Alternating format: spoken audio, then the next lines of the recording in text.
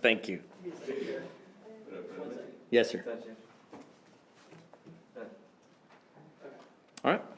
Well, good afternoon. Thank you all so much for joining us. We wanted to give you all an update on something that our organized crime group, along with some of our federal partners, has been working on throughout the night.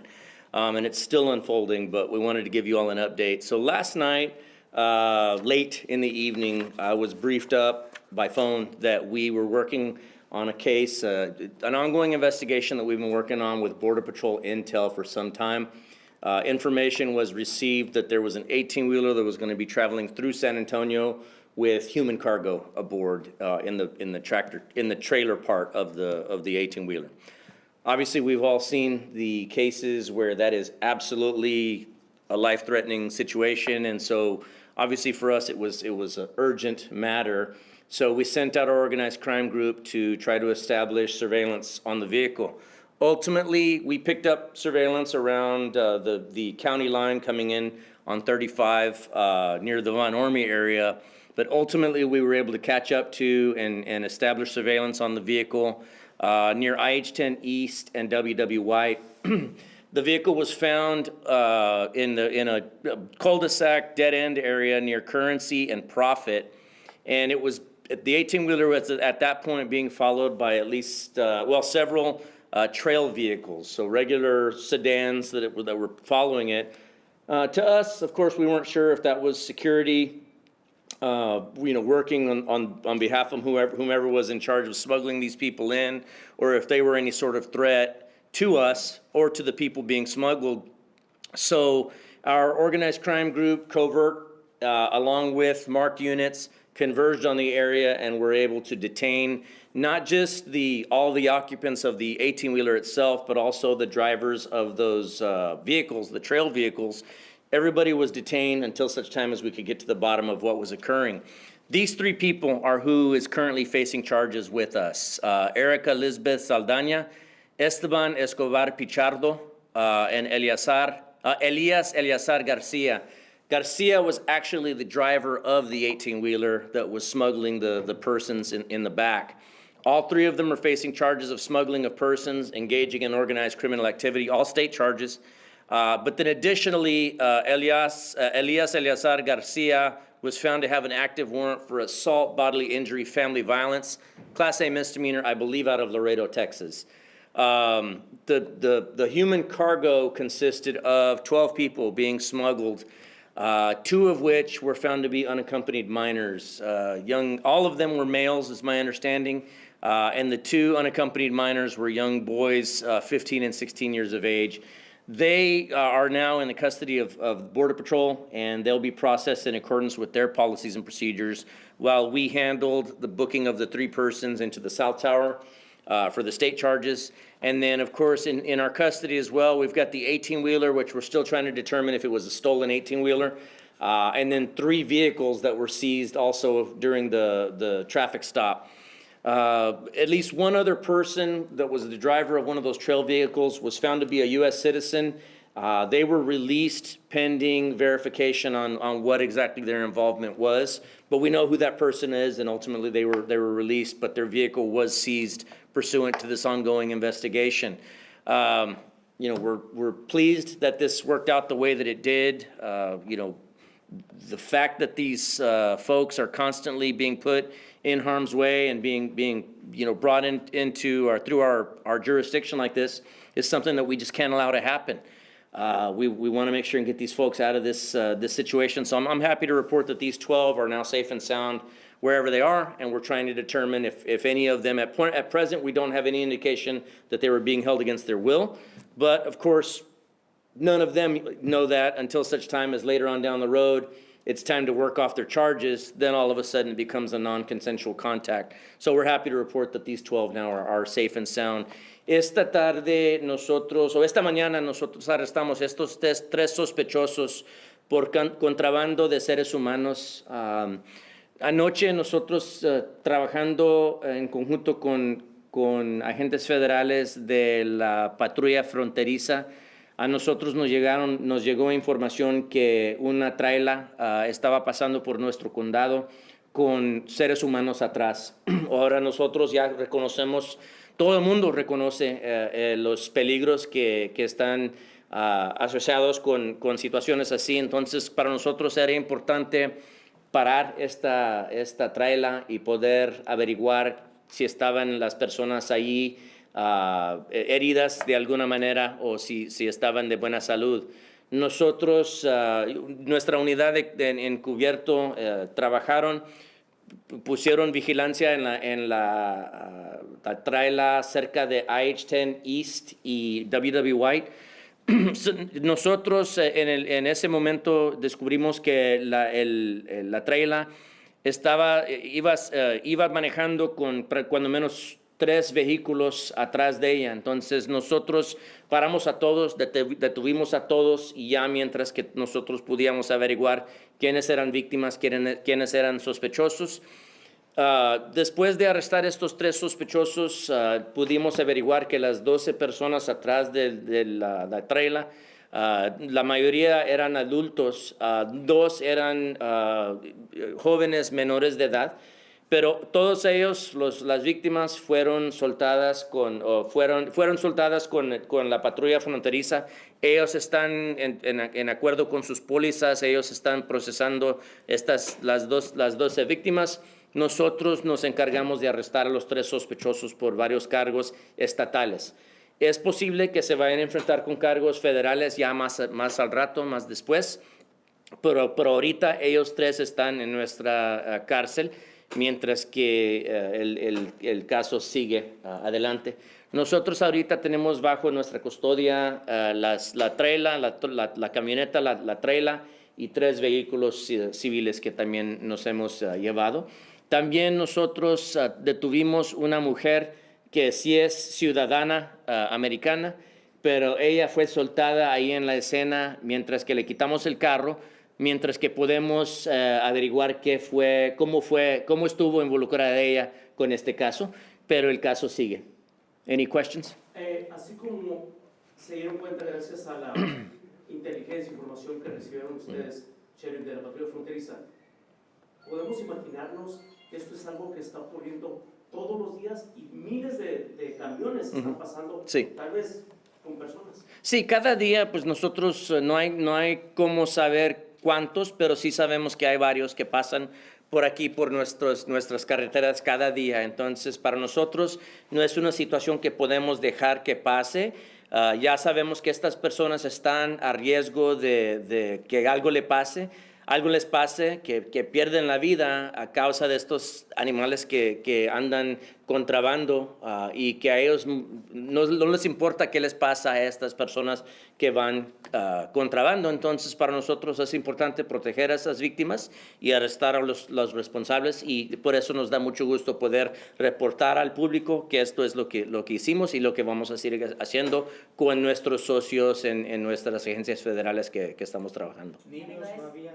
Nomás esos 2 jóvenes de 15 y 16.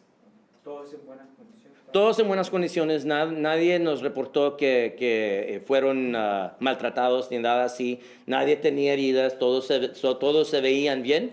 Ahora, no sé ahorita cuánto tiempo ellos ya tenían aquí en los Estados Unidos. Eso, la patrulla fronteriza se va a encargar de cuidar esas gentes. ¿Se podría tratar de personas que entraron de manera irregular? ¿Cómo dice usted? Las personas que venían en la víctima. Sí, no, pues no se sabe ahorita para nosotros, pero la patrulla fronteriza se concentraron en las víctimas, mientras que nosotros arrestamos los sospechosos. I didn't know what you said, but can you tell us how the migrants were, their physical state when you got to them, Sure. and where they're from? Sure, everybody seemed healthy. Nobody seemed to be wounded. Nobody seemed to be held against their will. Nobody reported to us having been mistreated in any way. From my understanding, most of them are from Mexico, is what we're able to gather. But of course, Border Patrol will take over, making sure that they're taken care of at this point and being able to determine who's from where, while we took care of the 3 suspects to this point. Nada que ver con lo del 22 en las Sopros, ¿verdad? Ellos no tienen ¿En la qué? que ver. En las Sopros, en la acá hizo proof. No, para mí, ahorita no se sabe si las dos investigaciones estaban relacionadas. Ahorita no tenemos información, pero es algo que también es posible. Was the trailer loaded and how were they found? There was no cover load in it. It was just the 12 people back there as far as we can tell. Now, it's possible for a moment or for a little bit we did lose sight of it, so it's possible some other folks were in the back there that got away. Hopefully they're safe and sound wherever they may be, but there was no cover load, just the 12 people in the back. And, Sheriff, go ahead. Sheriff, recordando lo que pasó en West Autos, Ujú. que la casa esa de seguridad estaba aquí en San Antonio. Sí. Esa noche yo me estaba preguntando, esa casa y esas personas que están ahí, ¿lo hacen como un negocio privado ellos mismos o que hay indicaciones de que eso puede ser un ring, una organización Pues, de varias casas a lo mejor? Más que seguro son organizaciones que a eso se dedican. Los carteles ya sabemos bien que no nomás se encargan de drogas, sino que ya ahora ellos se encargan de traficando de seres humanos, contrabando de seres humanos, y es posible eso, que esa casa, aunque ahorita no tenemos información que estaba relacionada con esto, más que seguro que son organizaciones criminales que se encargan de esta operación tanto como la otra. Ahorita no tenemos información que estaban juntas, pero es posible. You say that in English. Sure. Behind these businesses, this is not just an individual deciding to smuggle people, and this is big business. And quite frankly, I don't think it's a big secret that the drug cartels are who's behind this. They have moved beyond just smuggling of narcotics. The truth be told, they're making a lot of money, probably in some cases more money, from smuggling these people in than they are smuggling in narcotics. And so I wouldn't doubt it that later on down the road we're able to find out that not only, although I don't believe that this load of folks was related to what we found at the stash house on South Cross the other day. I don't know if it's two different cartels that were in charge of these two operations, or if it was the same cartel. That is still something that we'll be working with our federal partners to try to determine. But again, I am happy that these folks here are safe and sound, and the people that were pulled out of that house were safe and sound. Obviously, in that house on South Cross, one of the people that we were considering to be a rescued victim ended up being a wanted murder suspect out of Mexico. And so while, I still firmly believe that a lot of these folks are just here looking for a better life. The truth is, like any other group of people, there's always going to be one or two undesirables that you've got to make sure that you're finding out who they are and holding them accountable. And so in that instance, that was done on the South Cross case. In this one, by all indications, these people are just innocent victims until we have information that leads us otherwise. How were they detected? Did they go through the checkpoint? I assume they were coming from Laredo area? That I don't know. All I know is that we were contacted, that this information was coming in, but I'm not privy to that yet. How their presence was determined, or how far we knew that vehicle had traveled before getting to Bexar County. And what about where they were going, that area in particular? Have you had instances with stash houses or something? It appears to be a drop-off. So I never have. Yeah, I know from my patrol days, I know that area is a very industrial area. It's a lot of business. It's a business park type area. So to find vehicles back there at any given time is a little, or in the evening like that is a little different. But the fact that they were all pulled into a dead-end area, I believe that what they were going to do is they were going to offload at least some of these people from the back of the 18-wheeler into the vehicles that were following, and then they were going to be distributed from there for different purposes. So anything's possible. Have these three been picked up for smuggling before, and maybe in a different county? That I don't know. We'd have to get back to you. I don't have any information on any of their history, other than the fact that Garcia was already on. He's got a previous history of assault, family violence. Do you know who owns the 18-wheeler? I think that we do, but my understanding was that the VIN didn't match the license plate that was on it. That's why we're still trying to determine, was the plate stolen? Is the truck stolen? Was the VIN changed? We don't know at this point.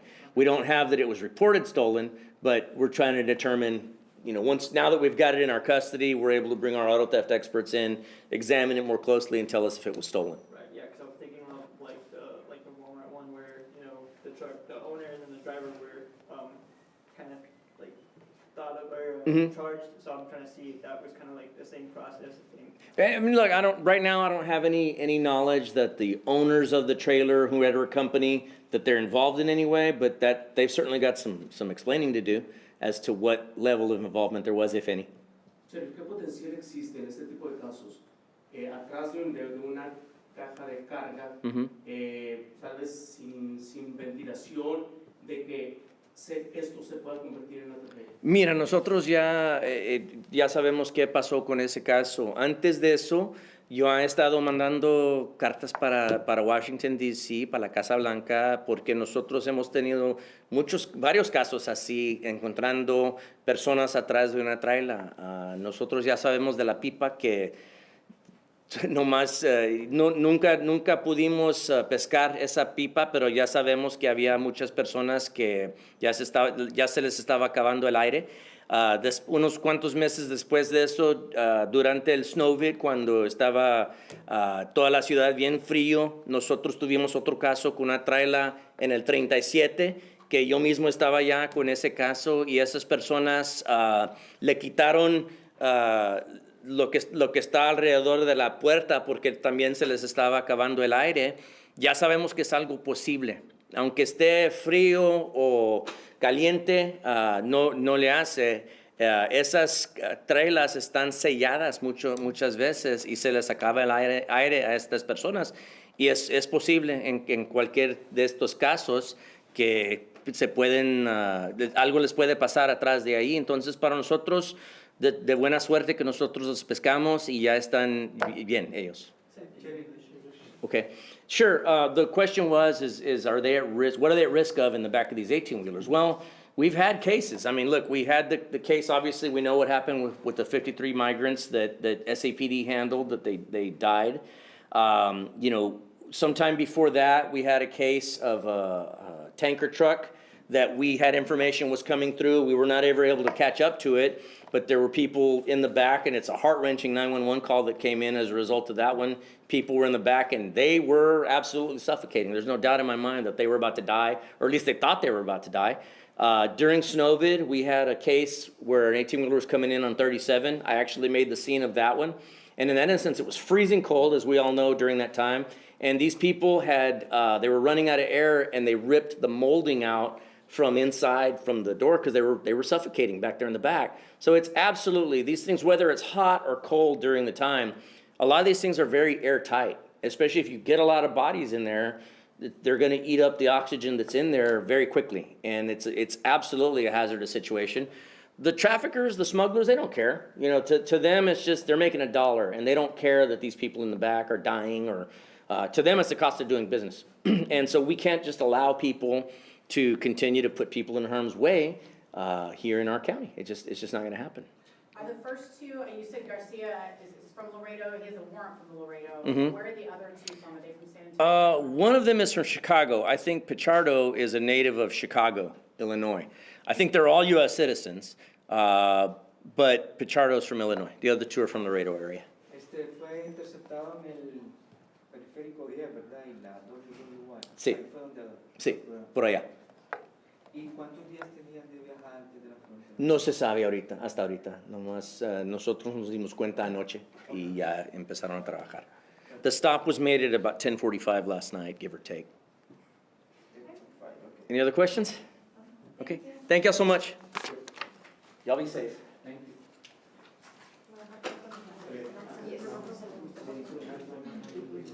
Guys, the graphics that were shown, if y'all wanna go ahead and airdrop it, go ahead.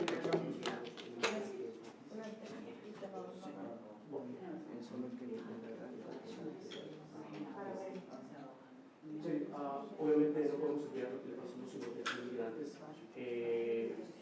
Frío o calor, no importa, esas gentes están en un lugar que está sellado. El potencial de una tragedia existe, siempre ustedes están acá por eso. Al momento que cierran las puertas, ya ese camión está encerrado, está sellado, y muy pronto se les acaba el aire atrás de estas trailers. Entonces, para nosotros, tan pronto que los podemos descubrir y rescatar, es importante para nosotros. De buena suerte que nada les pasó a estas personas, pero uno más se puede imaginar lo que puede pasar si nosotros no encontramos esta camioneta o este camión a tiempo. Igual. So, I mean, all the things that I think that what did I tell you? Getting you the chase.